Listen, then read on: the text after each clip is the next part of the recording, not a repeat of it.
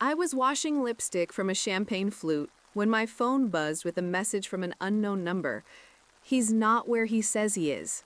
512 Harbor, tonight. The kitchen smelled like garlic and money, my mother's way of hosting. Our townhouse was alive with clinking crystal, polished laughter, and a quartet string earning their pay by pretending not to hear anything. It was my sister's pre-wedding dinner, and every conversation revolved around flowers, seating charts, and our father's speech. My marriage wasn't invited to the festivities. Not really. It had become the silent relative who arrived late and left early. Ethan texted me an hour earlier. Emergency budget review, late at the office. "I'm sorry," he wrote. "I'll make it up to you." He'd been making it up to me for months, with flowers that wilted too soon and a tone that always sounded like an apology rehearsal. "Your husband loves you," my mother said, appearing like she always did, perfectly powdered, perfectly certain. "Don't be dramatic." She had a gift for turning concern into character flaws. It made me silent when I should have screamed. It made me careful when I should have been cruel. I slid the phone into the pocket of my dress and returned to smiling. I told myself the address was a prank. I told myself I trusted my husband. I told myself a lot of things, the way you do when you need to get through dinner without breaking every glass in the house. But the text didn't leave. It sat inside my pocket like a small, hard thing. When the quartet began Claire de Lune, I excused myself, kissed my sister's cheek, lied about a migraine, and walked into the cold night. The building at 512 Harbor had a doorman who looked like a gatekeeper of secrets. I said a name that wasn't mine, and he said nothing, just lifted his chin toward the elevator. I'd never been there, but my body knew how to move down hallways where I didn't belong. I stopped outside 14C, the only door with fresh tulips on the mat. They were yellow, my favorite. A quiet laugh leaked from inside, Ethan's, low and gentle, then a woman's, higher, familiar in the way a song is familiar before it hurts. I didn't knock. I turned the handle, and the universe obliged. It was unlocked. The kitchen smelled like citrus and skin. My husband was in the kitchen in his white shirt, sleeves pushed to his elbows. He was plating pasta like a man who practiced. A woman leaned against the counter, barefoot, wearing my sister's college sweatshirt. "Hi, Ava," she said when she saw me. Not my sister. Her best friend. Sophie. And that should have been the worst of it. It wasn't. Because on the island, beside a bottle of Sancerre, sat a small velvet box with a ring I recognized. I'd seen it on my mother's dresser for years. A family piece with a diamond the size of a promise. Ethan lifted his head slowly. He looked older under the kitchen lights. "Ava, I can explain," he said. And I thought, no, please don't. People think betrayal is a single blow. It isn't. It's arithmetic. It's 1,000 small sums that finally add up. His late nights, the new cologne he never wore around me, the way he started staying longer at showers, dressing rooms, other people's kitchens, the ring box that wasn't for me. Sophie's eyes were soft and wet. "I didn't mean." "Yes, you did," I said. "That's what makes it worse." Ethan set down the pasta. He didn't reach for me. He didn't beg. He behaved like a decent man who had filed the wrong paperwork and now wished to correct it. He had always been good at gentle, the way con men are good at eye contact. "Who texted me the address?" I asked. Sophie flinched. Ethan swallowed. "Does it matter?" "It matters," I said, "because someone out there thinks I deserve to know. Someone in this room thinks I don't." Silence fell like dust. The city hummed. I was suddenly aware of my heart performing like an athlete for an audience. Sophie said the quiet part. "Your mother," she whispered. She thought... Of course she did. My laugh startled even me. Ethan's mouth opened and nothing useful came out. I looked at the ring again, at the way it sat like an accusation. The anger rode up my spine, steady and clean.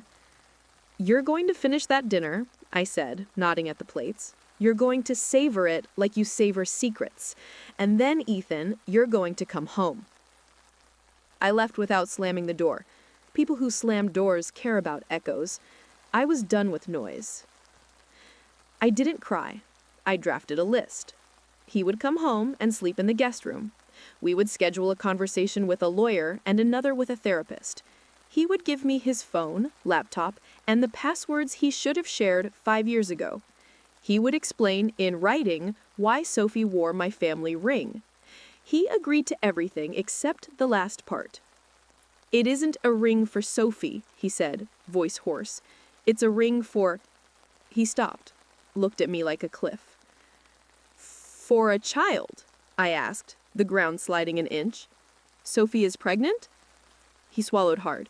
"It's complicated. Pregnancy is famously uncomplicated. It's a yes or a no." He folded in on himself. "It's a yes." There it was. No flourish, no violin, just a word.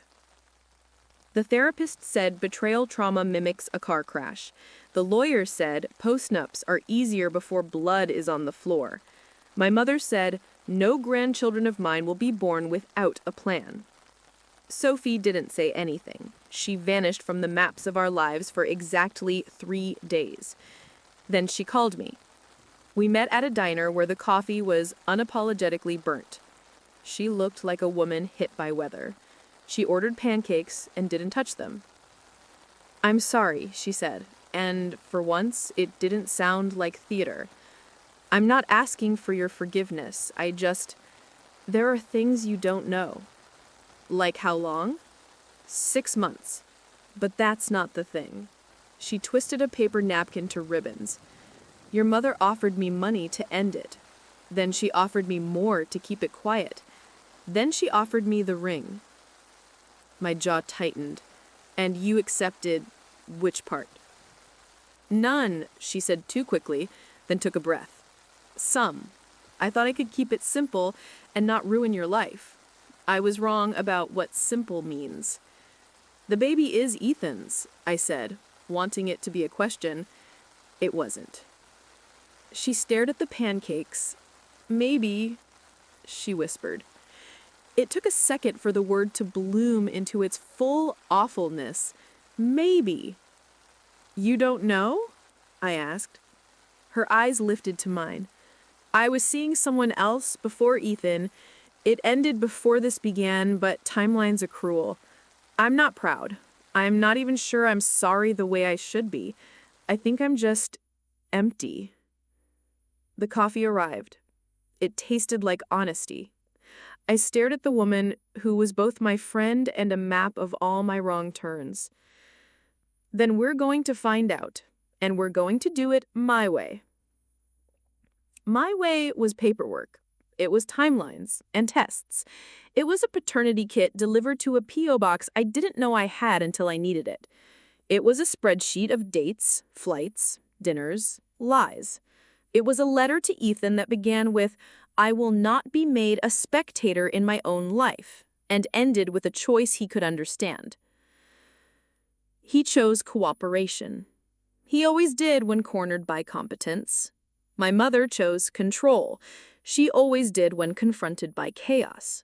She invited me to brunch at the club where the chairs were too white to be sat on by human beings. "End this," she said without a hello, the way surgeons say scalpel. "Settle with her. Pay her to go away. Give Ethan a chance."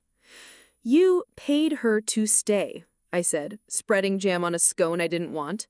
"Your eyes are cool gems. I gave her options. You gave yourself a grandchild you could manage," I said, and watched a small crack race across her face.